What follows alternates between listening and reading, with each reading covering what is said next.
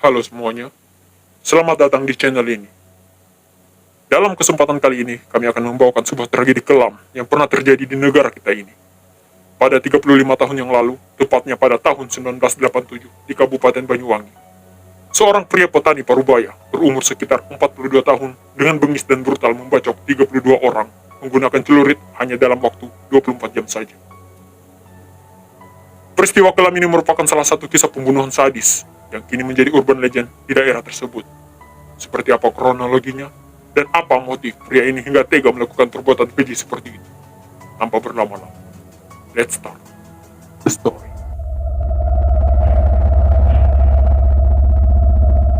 Suwirjo, atau yang lebih dikenal dengan nama Wirjo, adalah anak kelima dari 9 bersaudara.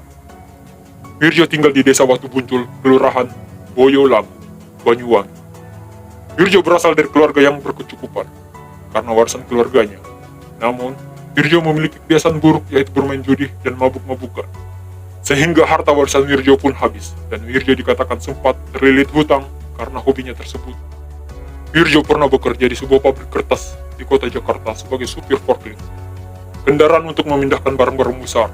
Dia bekerja dengan baik hingga suatu hari, Wirjo sempat cekcok dengan sesama karyawan di sana. Karena tidak bisa mengontrol emosinya, Wirjo dengan sengaja menabrakkan forklift ke tembok. Akibat dari kejadian ini, Wirjo pun dipecat dari perusahaan kertas tersebut, yang membuat Wirjo akhirnya kembali ke kampung halamannya dan bekerja sebagai seorang petani. Saat kembali ke kampung, Wirjo pun bertemu dengan seorang perempuan bernama Indara, lalu menjadikannya sebagai seorang istri. Namun, setelah beberapa tahun pernikahannya, Wirjo belum dikaruniai seorang anak. Wirjo dan Indara pun sepakat untuk mengadopsi seorang anak perempuan yang bernama Sri Reni. Dilansir dari warga sekitar, Wirjo dikenal sebagai seorang yang temperamen dan gampang tersulut emosinya.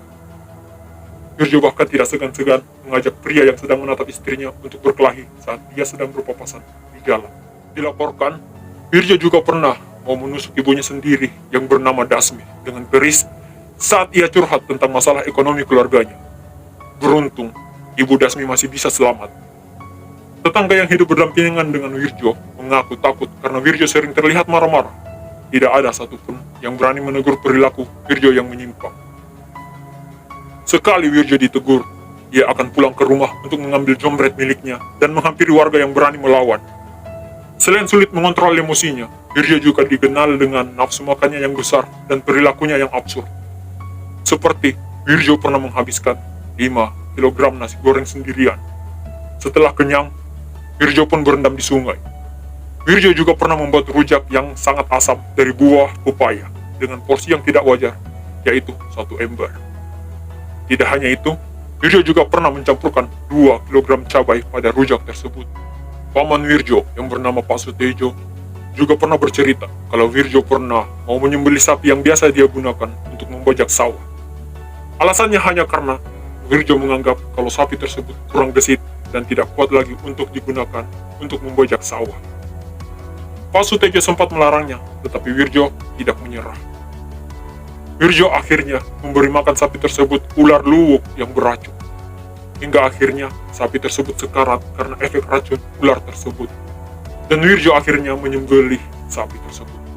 Setelah mengetahui sedikit background tentang Wirjo tadi, sekarang mari kita membahas kasus 14 April 1987. Wirjo dan istrinya melakukan kegiatan pertanian seperti biasanya. Indara mencangkul Wirjo sedang menuntun sapi untuk membajak sawah. Karena istrinya menghalangi lajur sapinya, Wirjo pun meminta istrinya untuk minggir agar tidak tertabrak. Tetapi pada saat itu, istri Wirjo tidak bergeming dari tempatnya, sambil berkata kepada Wirjo bahwa dia tidak akan tertabrak oleh sapinya karena merasa masih ada sela yang cukup luas dan memungkinkan sapi Wirjo untuk bisa lewat. Lewat aja, nggak bakalan ditabrak. Masih ada ruang sela kok. Mendengar jawaban seperti itu, Wirjo geram dan akhirnya murka.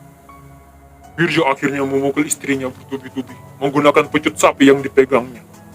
Sang istri sontak berlari menyelamatkan diri dari sang suami yang sedang murka menuju rumah orang tuanya di desa Kemeran, Kecamatan Gelaga.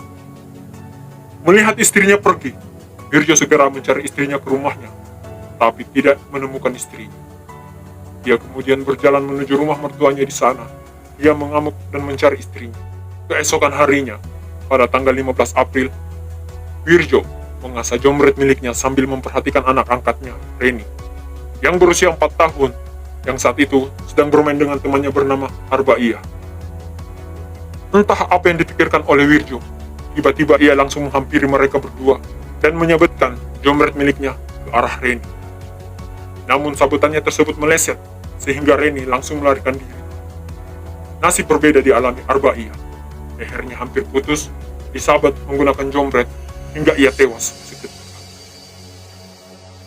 Setelah menyabet Arbaiyah, beberapa warga mengatakan bahwa mereka melihat Wirjo meminum darahnya. Entah apa tujuannya. Mungkinkah untuk kesenangan? Atau mungkin Wirjo sedang melakukan ritual untuk ilmu kebatinan? Tulis pendapat kalian di kolom komen. Wirjo kemudian langsung menyambangi rumah tetangganya bernama Maskur. Wirjo masuk dari pintu belakang dan kemudian bertemu dengan istri dari Maskur yang pada saat itu sedang memasak nasi di dapur. Tanpa basa-basi, Wirjo langsung menyabet leher istri tetangganya tersebut. Melihat istrinya ditebas oleh Wirjo, Maskur yang berusia 80 tahun kemudian melawan, namun berhasil ditepis dan kemudian Pak Maskur juga ditebas oleh Wirjo hingga tewas. Selanjutnya, layaknya orang kesurupan, Wirjo pun berteriak dan berlari ke arah sawah dan langsung menyerang siapa saja yang ditemuinya. Dalam perjalanannya, Wirjo bertemu dengan seorang ibu yang bernama Bu Isa yang sedang mencari rumput. Tanpa basa-basi, Wirjo langsung menebas leher Ibu Isa dan langsung tewas seketika. Kemudian, Wirjo bertemu dengan Istiana, siswi SMP yang masih berumur 15 tahun. Istiana yang merasa ketakutan, berusaha berlari sambil berteriak histeris karena melihat seorang pria sedang memegang senjata tajam dengan pakaian yang berlumuran darah. Namun pada akhirnya, ia pun berhasil tertangkap dan langsung disabet pada bagian leher. Istiana pun tumbang bersimpah darah. Setelah membunuh Istiana, Wirjo juga membunuh 2 orang yang berpapasan dengannya di jalan, yaitu Bah Swenda yang berumur 73 tahun dan juga Mbak Taman yang berumur 75 tahun, di mana nasib mereka sama seperti korban yang lainnya, yaitu meninggal dengan luka sabetan di leher mereka. Kemudian, Wirjo bertemu dengan salah seorang anggota keamanan rakyat atau yang biasa disebut dengan Kamra, yang merasa curiga dengan pakaian Wirjo yang penuh dengan darah. Tak berselang lama, Wirjo menyerang, namun anggota Kamra tersebut ahli bela diri. Ia berhasil menghindar, tetapi 2 jarinya putus terkena sabetan, yang pada akhirnya anggota Kamra tersebut berlari mencari bantuan. Korban tumbang di mana-mana, yang totalnya mencapai 32, di mana ada 18 orang tewas di tempat, dan 2 orang meninggal di rumah sakit Belambangan. Kemudian sisanya mengalami luka yang serius. Desa Watu Buncul benar-benar mencekam, apalagi hingga malam harinya, Wirjo masih belum ditemukan. Sebagian warga pun melapor ke polisi untuk meminta bantuan. Keesokan harinya, polisi dan tentara dibantu oleh warga mencari keberadaan Wirjo. Berbekal dengan informasi yang diberikan oleh seorang pemanjat pohon kelapa bahwa Wirjo terakhir terlihat masuk ke saluran air di sungai yang banyak ditumbuhi tanaman liar. Anjing pelacak juga dikerahkan untuk mempercepat kerja aparat. Tidak lama, setelah memasuki daerah sungai, polisi, tentara, dan para warga menemukan Wirjo sudah tidak bernyawa dengan posisi tergantung di pohon menggunakan sabuk ikat pinggang dan kakinya yang menyentuh air. Perasaan warga menjadi campur aduk. Pada satu sisi, mereka merasa lega bahwa Wirjo sudah tiada. Namun, mereka juga geram karena Wirjo kabur dari sistem hukum yang sah dan menghindari hukuman dengan cara bunuh diri. Itulah tadi cerita tentang tragedi berdarah Wirjo 1987 yang masih menjadi misteri hingga saat ini. Apa sebenarnya motif Wirjo hingga dengan teganya melakukan perbuatan biadab tersebut? tanpa ampun. Apakah Wirjo kerasukan? Apakah Wirjo sedang mempelajari ilmu-ilmu kebatinan? Atau mungkin Wirjo memiliki penyakit mental atau gila? Tulis pendapat kalian di kolom komen. Terima kasih telah menyimak story kami kali ini. Dan sampai jumpa pada story berikutnya.